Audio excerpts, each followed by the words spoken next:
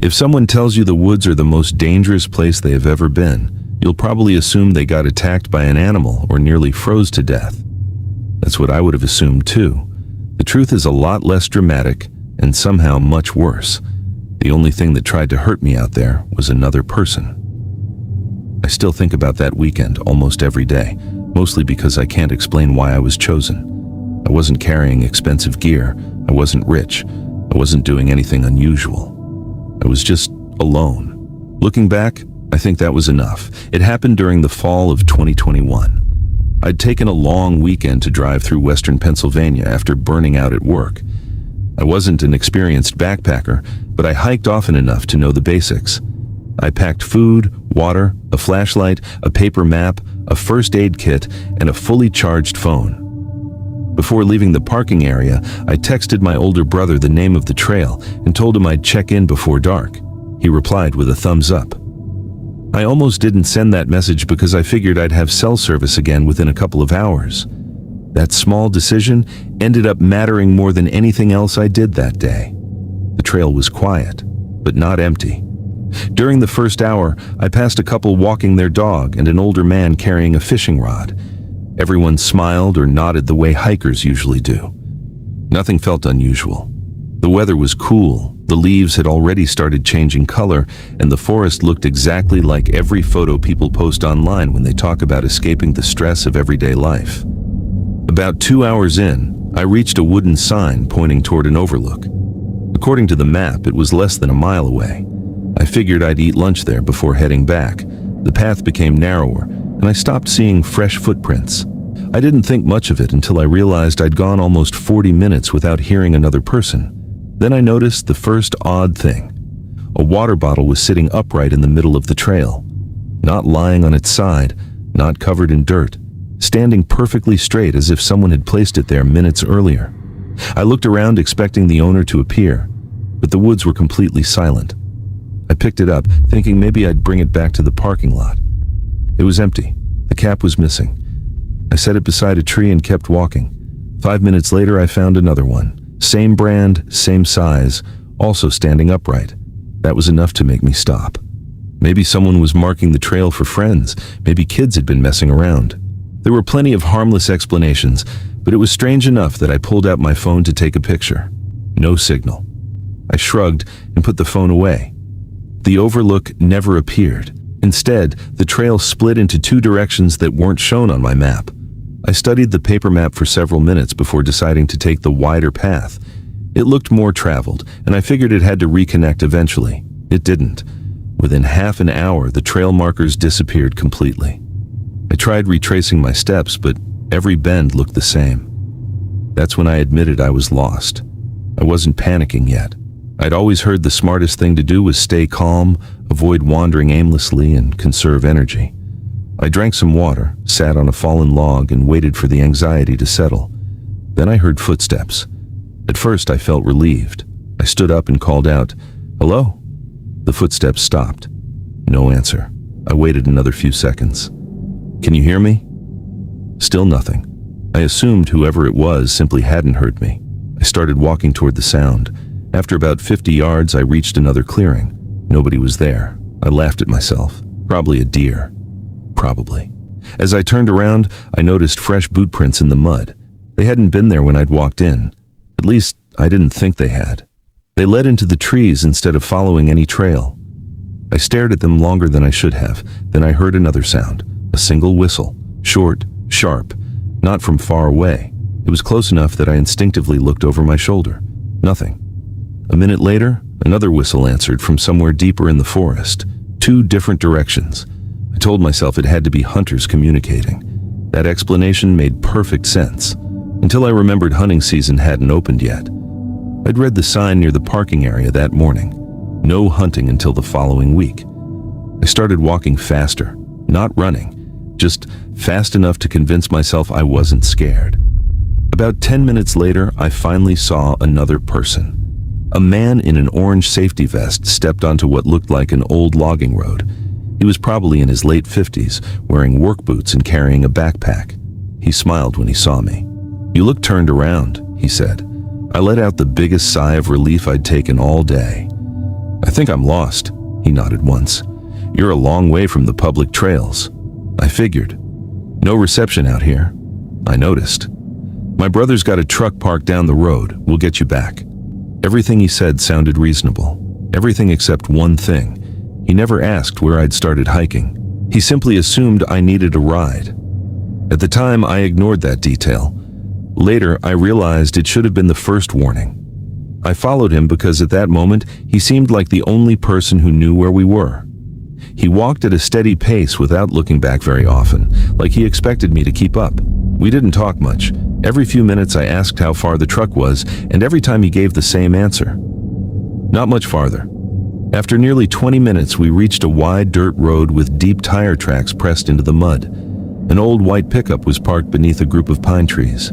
Another man was leaning against the driver's door drinking from a bottle of water. He looked at me for a second before turning to the older man. "This him?" he asked. "Yeah," the older man replied. "Found him wandering." The second man looked me up and down longer than felt normal.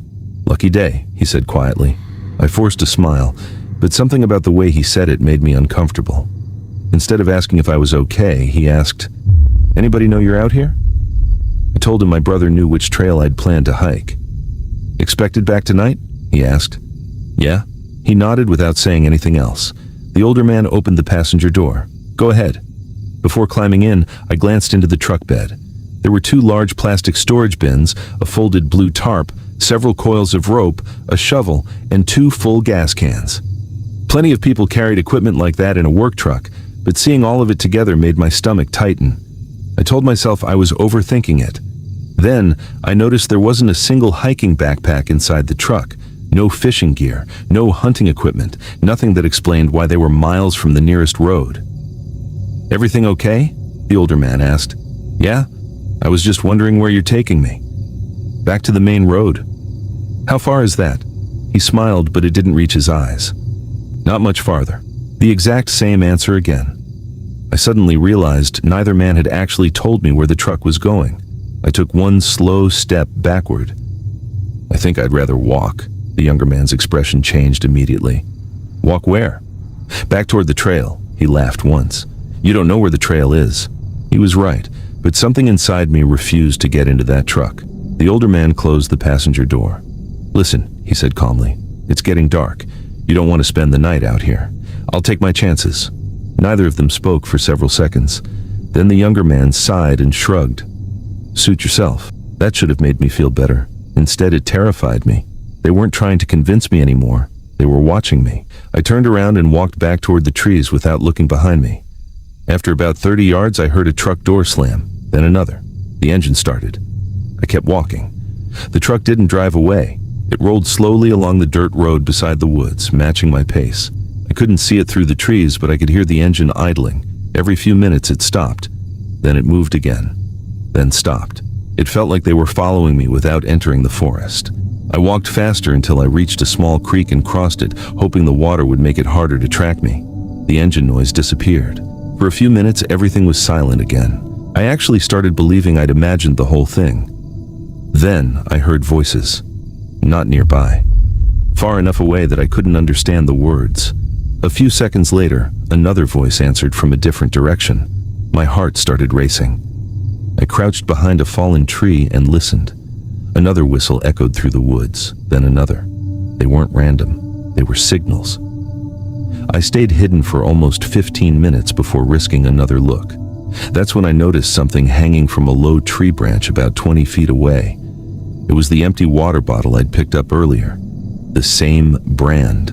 The same missing cap. Someone had tied it to the branch with bright orange string. I knew I'd left it beside a tree nearly an hour before. Someone had moved it. Someone knew exactly where I'd been. I backed away from the bottle without taking my eyes off it. My first thought was that someone had been following me the entire time. My second was even worse. They wanted me to know it. I didn't wait to find out. I turned and moved as quietly as I could through the trees, forcing myself not to run. Panic makes noise, and noise tells people exactly where you are. The forest was getting darker by the minute, and every shadow started looking like a person standing still. After nearly half an hour, I spotted what looked like an old hunting cabin tucked between the pines. It wasn't on my map, but it was the first structure I'd seen all day. I knocked once, no answer. I tried the handle, unlocked. Inside was a single table, 2 bunk beds, a wood stove, and shelves lined with dusty cans. It looked abandoned, but not forgotten. Someone had swept the floor recently. There wasn't much dust near the doorway, and a lantern sat on the table with fresh batteries beside it. I considered staying until morning, but then I heard an engine outside. It stopped so close I could hear gravel crunch beneath the tires. I froze. A truck door opened, then another. Slow footsteps crossed the porch. 3 quiet knocks landed on the front door. "You don't have to hide," the older man's voice said. "We're just trying to help you." I stayed perfectly still. Another voice spoke from outside. "We know you're in there." The silence that followed was somehow worse than the talking. After nearly a minute, I heard footsteps moving away from the porch. Then another engine started somewhere behind the cabin. There was more than one truck. I eased toward a small back window and looked out. 2 pickups were parked behind the cabin, and I counted at least 4 men spread out around the clearing. None of them were yelling. None of them were searching in a panic. They were simply waiting, watching the tree line like they already knew I would eventually have to come out. That's when I noticed a narrow trail leading away from the back of the cabin toward a shallow creek. I climbed out the window as quietly as I could and dropped into the brush. I followed the creek for what felt like hours. My legs were cramping, my flashlight battery was dying, and every sound behind me made me think they had found me. Just before sunrise, the creek emptied beside a gravel service road. I heard an engine again, but this time it was different. A utility company truck rounded the corner. I stepped into the middle of the road, waving both arms. The driver slammed on the brakes, jumped out, and immediately asked if I was hurt. Within an hour, sheriff's deputies were taking my statement. They searched the area that afternoon. They found the cabin exactly where I described it, but it was empty. No trucks, no lantern, no food, no ropes, nothing except old furniture covered in dust. It looked abandoned for years. I started wondering if fear had made me imagine half of what I'd seen. Then one detective asked me a question I never expected. "Did they ask whether anyone knew where you were?" I nodded. He looked at his partner before saying, "You're not the first person who's told us that." He wouldn't explain further, only that there had been several reports over the years from hikers who described strangers offering rides on old logging roads. Most accepted the ride and were never seen again. There was never enough evidence to identify anyone, and the cases slowly went cold. I never learned who those men were or what they wanted. Maybe they were targeting people who disappeared easily. Maybe I was only alive because my brother reported me missing sooner than they expected. I sold my camping gear a month later and haven't hiked alone since. Even now, if someone I don't know starts asking who knows where I am or when I'm expected home, I don't answer. Most people think those are harmless questions. I used to think that too. Now they're the first warning sign I notice, and I still wonder how many people answered them before they realized it was already too late. By the second night, I had stopped worrying about getting home on schedule and started worrying about making it home at all. Looking back, I don't think I was afraid because I was lost. I was afraid because every decision after that seemed impossible to judge. I drove to the Olympic National Forest on a Saturday morning to photograph an old fire lookout that had been abandoned for years. The trail wasn't maintained anymore, but plenty of hikers had posted photos online, and everything I read made it sound manageable. I packed enough food for the day, a flashlight, a paper map, a battery pack, and a light rain jacket. The weather forecast called for scattered showers, nothing serious. By early afternoon, the clouds rolled in much faster than expected. Rain turned the trail into mud, washed leaves over the path, and hid landmarks I'd passed only an hour earlier. I kept telling myself the trail would reappear around the next bend, but it never did. My phone lost signal long before the battery died, and after another hour of wandering, I admitted I had no idea where I was. Rather than keep walking in circles, I found a small clearing and decided to wait until morning. Just before sunset, I noticed a thin column of smoke drifting through the trees. It wasn't far away. I hesitated for several minutes before following it. The fire belonged to a man about 60 years old sitting beside a canvas tent with a kettle hanging over the flames. He looked up, smiled, and waved me over before I even spoke. "You look like you've had a long day," he said. I laughed and admitted I was lost. "Happens more often than people think," he replied. "Sit down before you wear yourself out." His name was Carl. He poured me a cup of coffee, offered me a bowl of canned chili he was heating over the fire, and found a dry blanket after noticing my jacket was soaked. He never acted nervous or suspicious. If anything, he seemed relieved to have someone to talk to. We spent the next hour talking about hiking trails, fishing, and the weather. He mentioned he spent a few weeks in the forest every year because he enjoyed the quiet after retiring. Everything he said sounded ordinary. He even joked that he'd gotten lost in the same area years earlier and had promised himself never to wander off the main trail again. When I asked if he had a phone, he smiled and held up an old flip phone. "Good for calls when there's service," he said, "which unfortunately isn't here."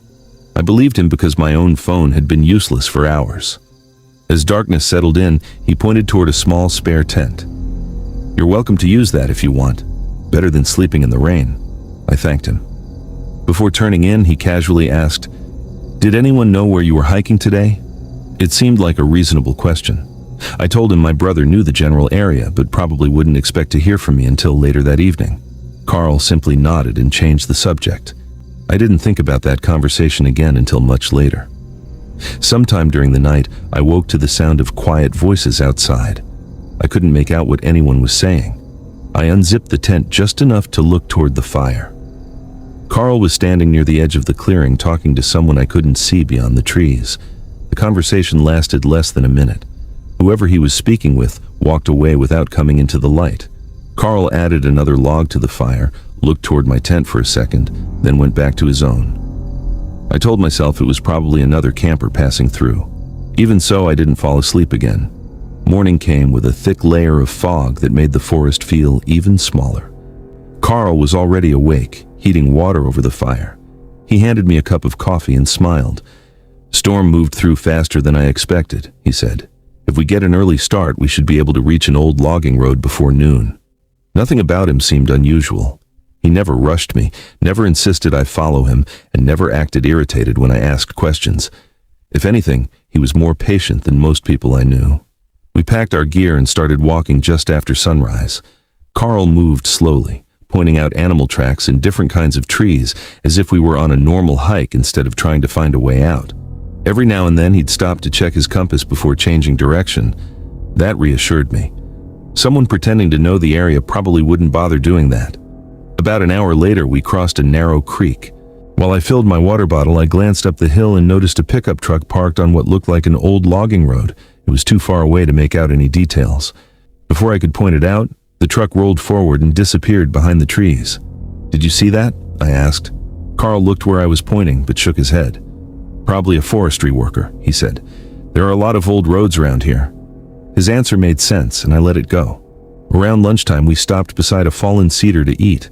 Carl apologized because he hadn't brought much extra food, then split the last of his sandwiches in half anyway. While we ate, he asked what I did for work, where I grew up, and whether I hiked often.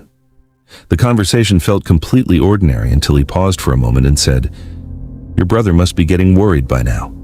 I nodded. "Yeah, probably." He stared into the trees for a few seconds before quietly saying, "People always assume the woods are empty. They're usually wrong." I asked what he meant. He shrugged. "Hunters, campers, mushroom pickers, you run into all kinds of people out here." He changed the subject so naturally that I almost forgot the comment. We continued walking for another hour before reaching a wide gravel road. I felt an immediate sense of relief. "So we're out?" I asked. Carl looked both directions before answering. "Almost. The highway is still a few miles that way." As we started down the road, I noticed fresh tire tracks cutting through the mud.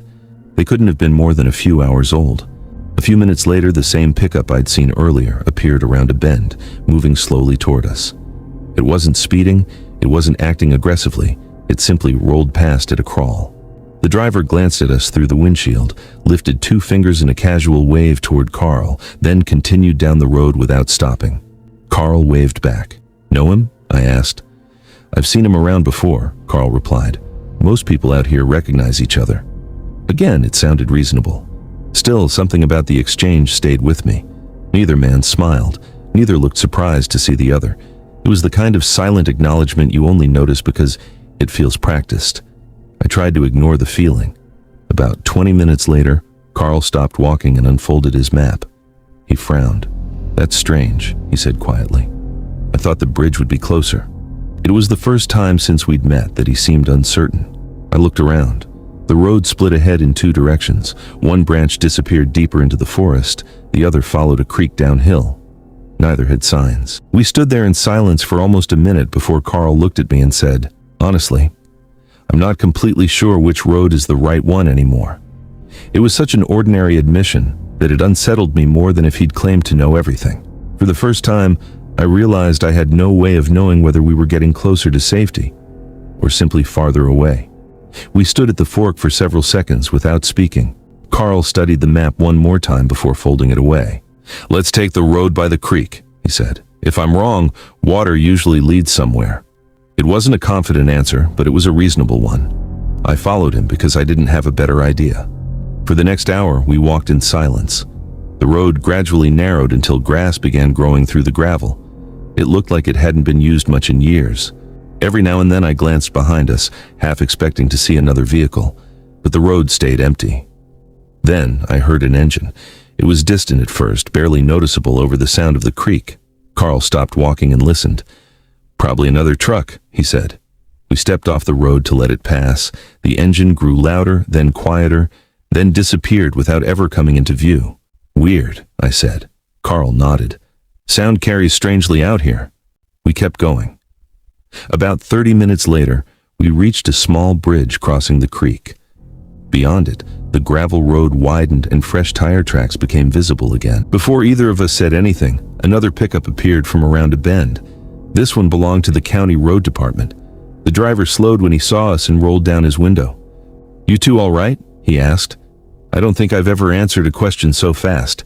Within an hour, I was speaking with deputies and members of the local search and rescue team.